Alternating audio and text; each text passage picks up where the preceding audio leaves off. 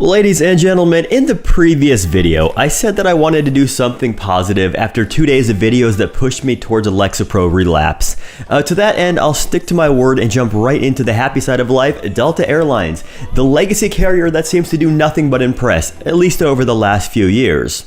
Then again, when your competition is an airline that kills dogs and beats passengers, it's kind of like winning a three-legged race.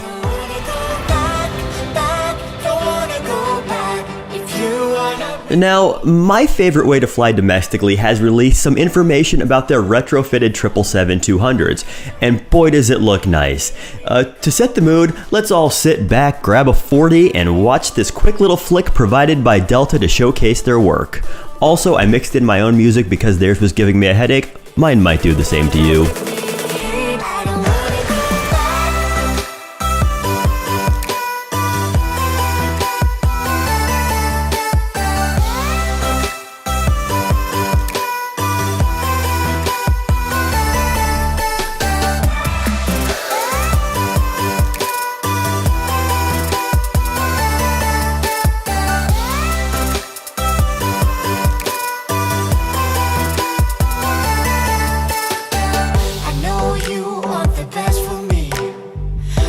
Intentions are good.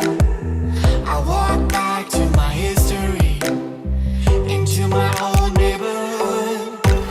Longing for you, oh, but I can't get back.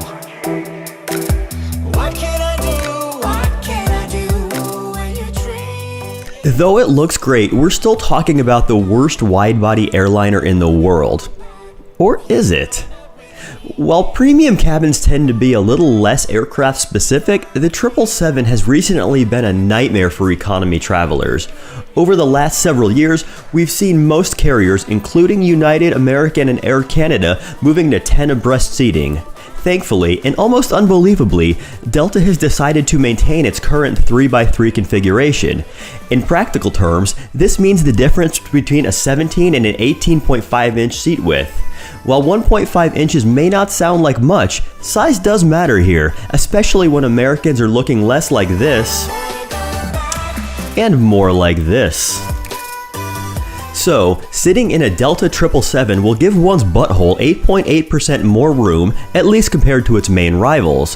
What worries me though is the fact that most travelers tend to look at price only. I'm fully convinced that economy travelers would endure a pre-flight endoscopic rectal if it meant saving $10 on a transcon. Round trip.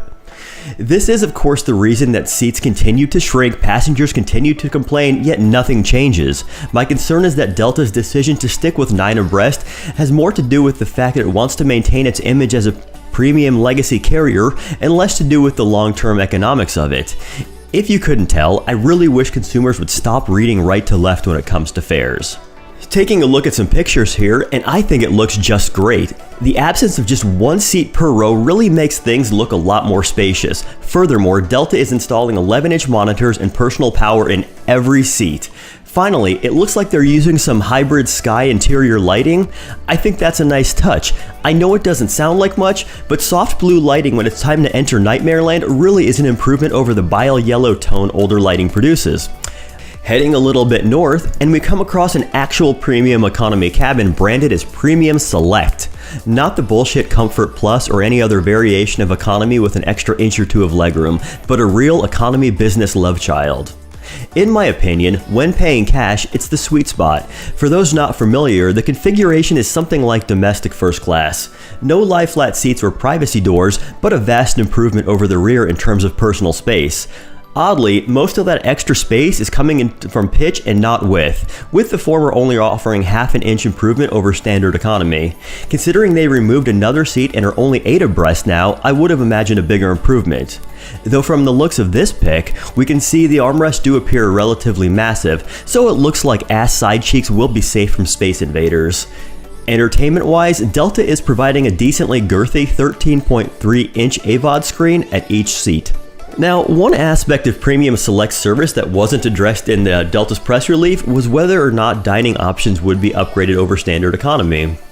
So I reached out to them via the Twitter and received the following message. With the new Premium Select cabin, dining will be an upgraded premium meal plated on fine Alisai flatware and serviceware. Savor complimentary wine, beer and spirits served in Alisai stemware. Enjoy complimentary Starbucks registered trademark coffee. So dining wise, it sounds like one will be closer to business than the main cabin. From what I've seen thus far, I'm impressed by Premium Select and I would totally fly it across the Pacific.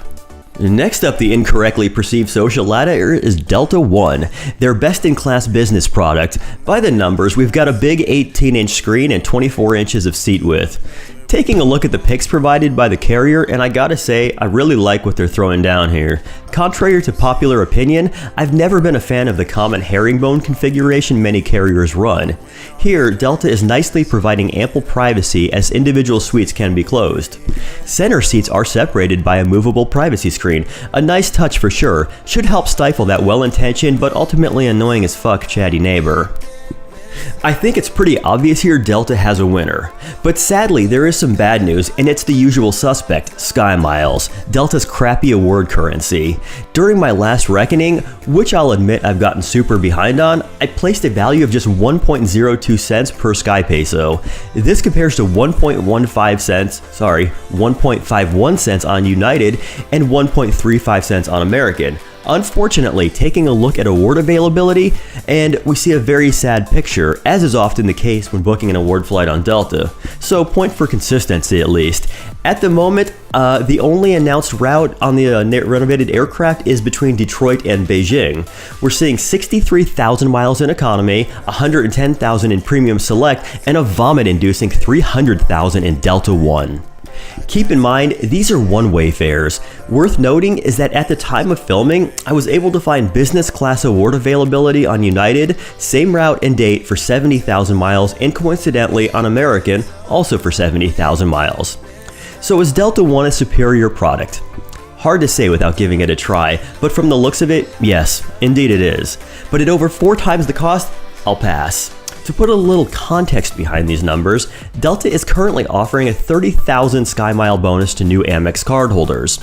So you, plus 9 of your friends would need to open an account, then pool your miles, which isn't even allowed, just for one of you to fly Delta One. Just ridiculous. Sadly, yet correctly, Delta and Amex know that most cardholders only look at how many miles or points they receive when signing up, not what one can actually do with them. But I've strayed off topic, and I promised an uplifting video. So that will about do her for today. If you happen to find any of this useful, a like, share, or sub is appreciated. If not, please go ahead and mash that thumbs down button. Bye now.